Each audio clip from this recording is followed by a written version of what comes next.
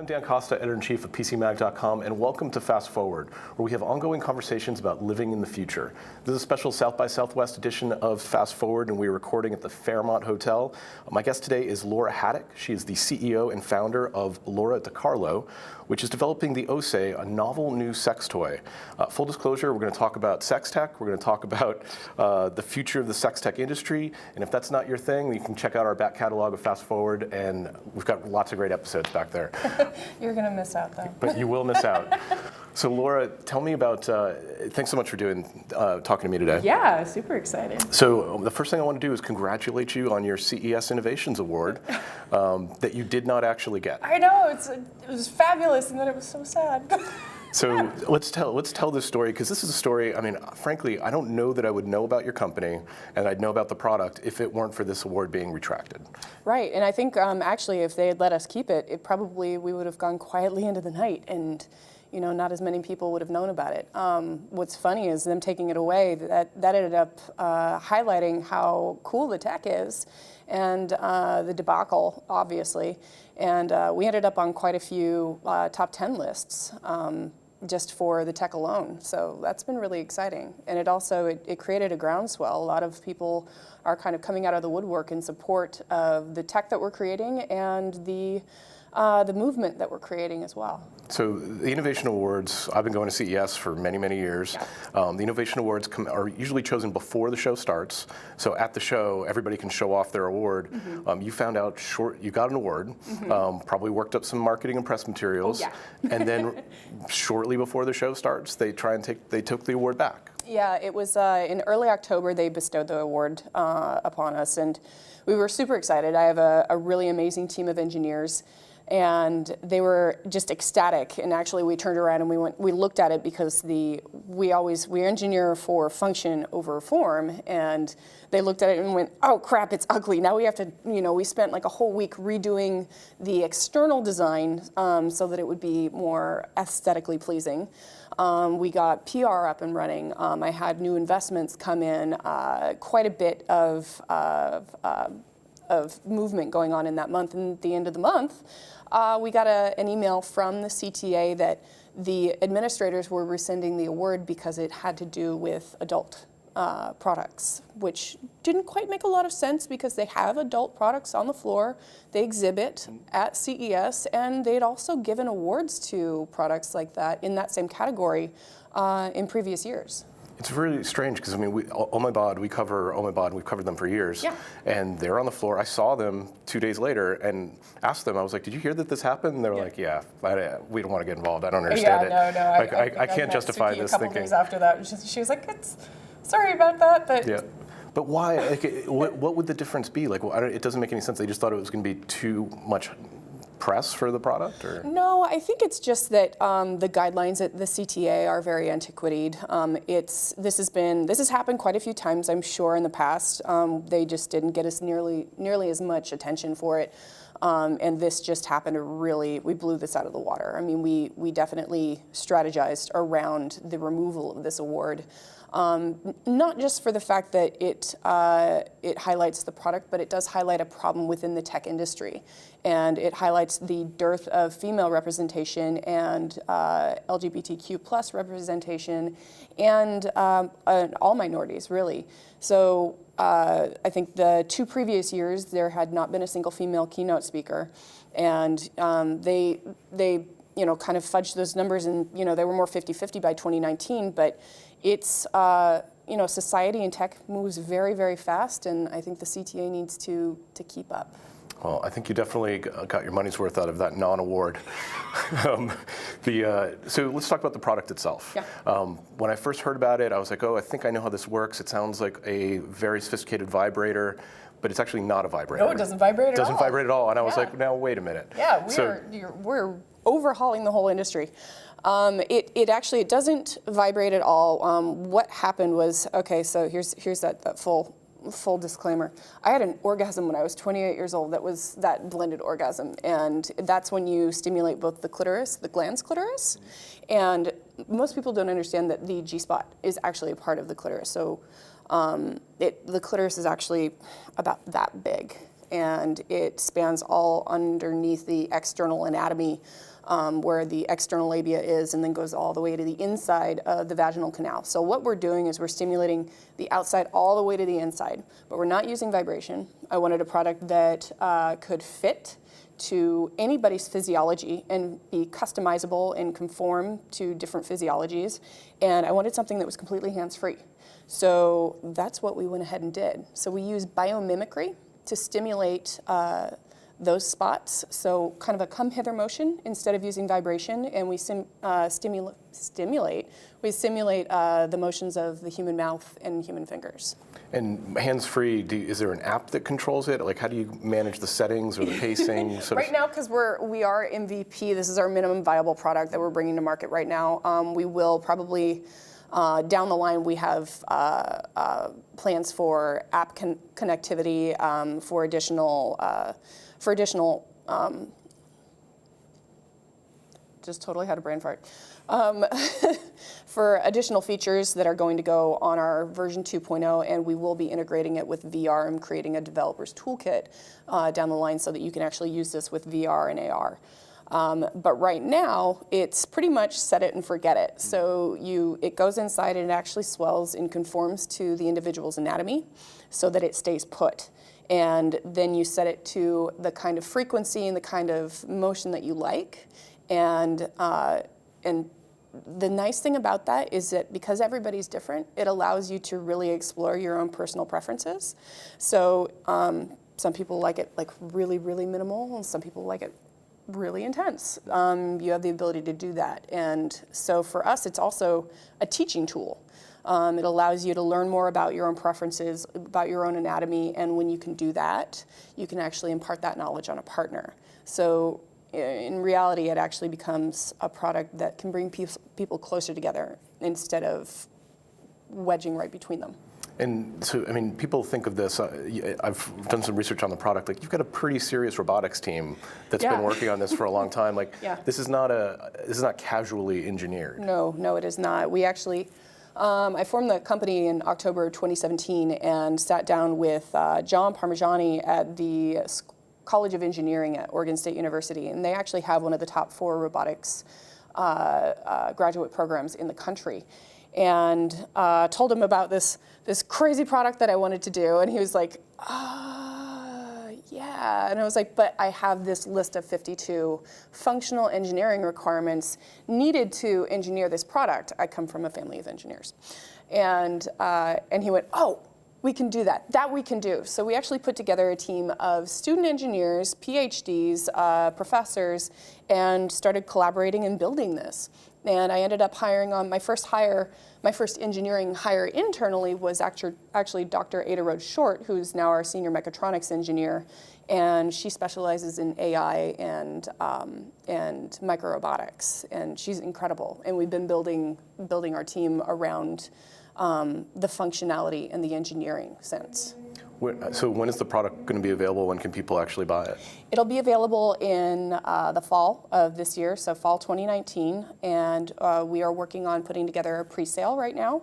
So probably in July, August, we'll be releasing that pre-sale, and if you wanted to get on that list, you have to go to LoraDicarlo.com and get on the newsletter sign-up list.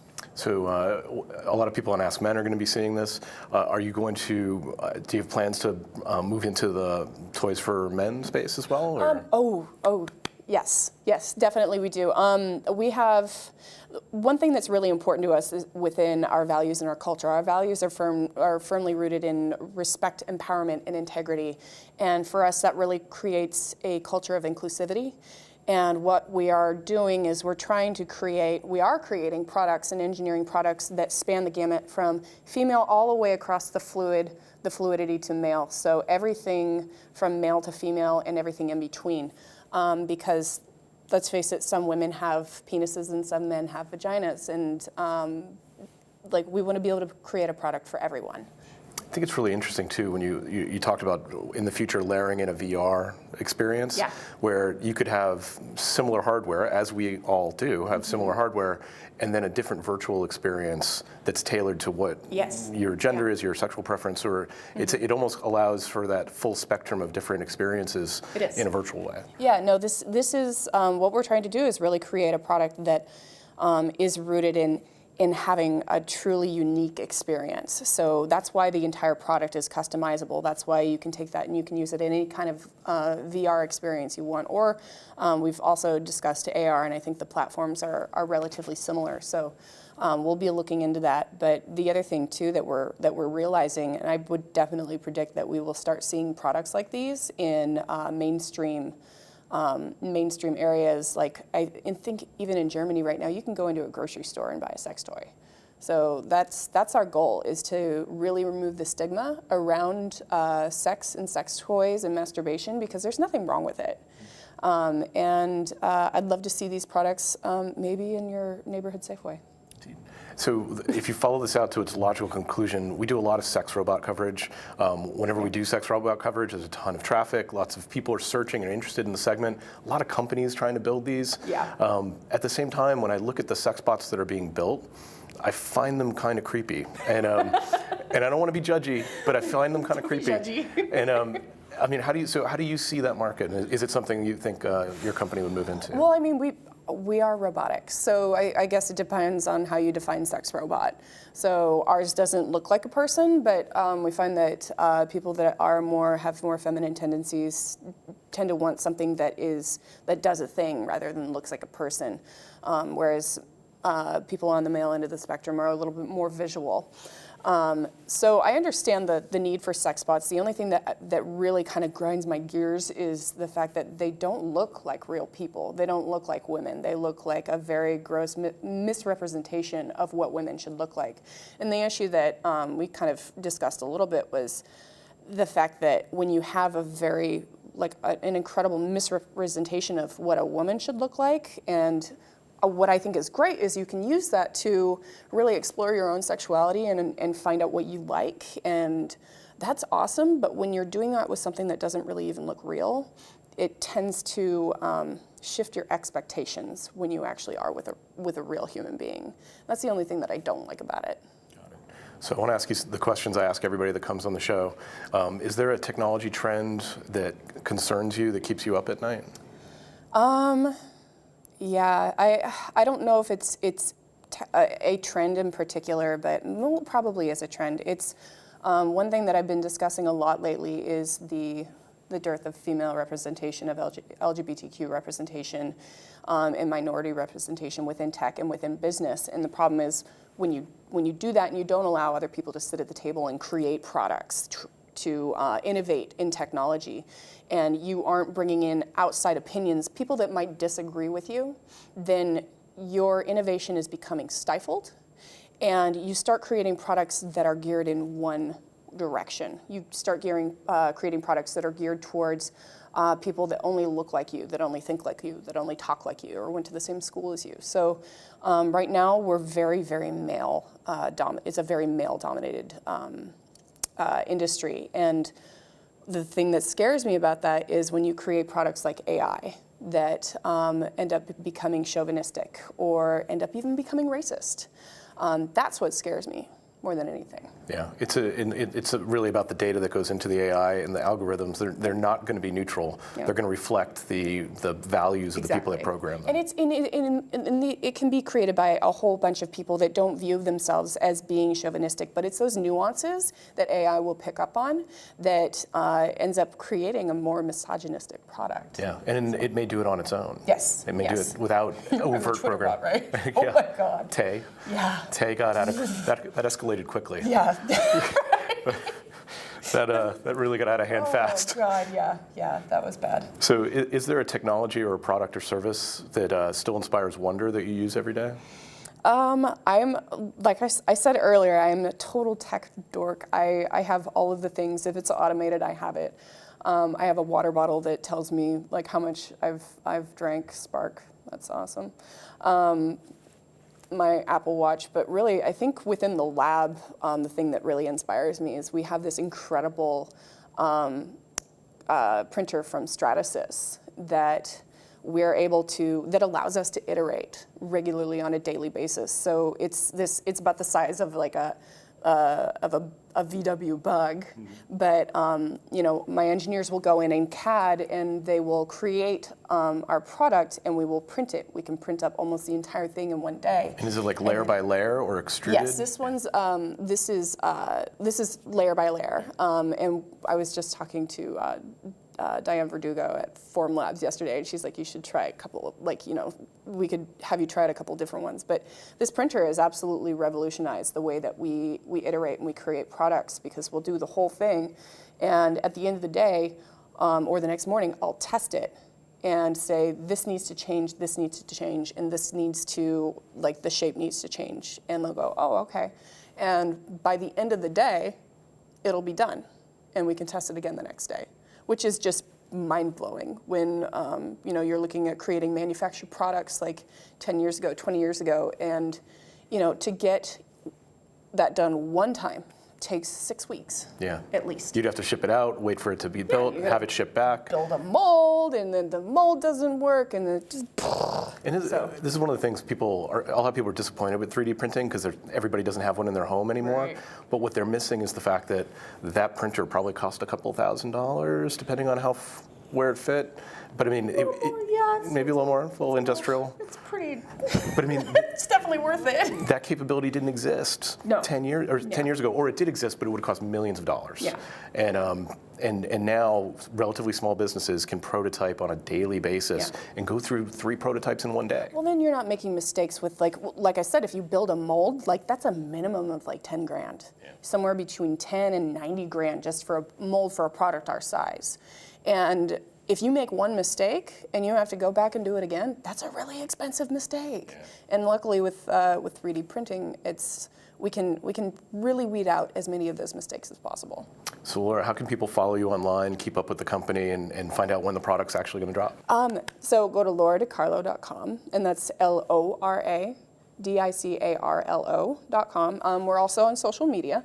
We're on Instagram, we're on Twitter, and we're on Facebook, and that's at LoraDicarlo_HQ. Laura, thanks so much for talking to me today. This has been great. Yeah, thank you. Appreciate it. That's Fast Forward for today. If you want to see older Fast Forwards, you can go to PCMag.com, Apple Podcasts, or Android Podcasts, really anywhere that fine podcasts are given away for free. Thanks so much for joining me. I'll see you in the future.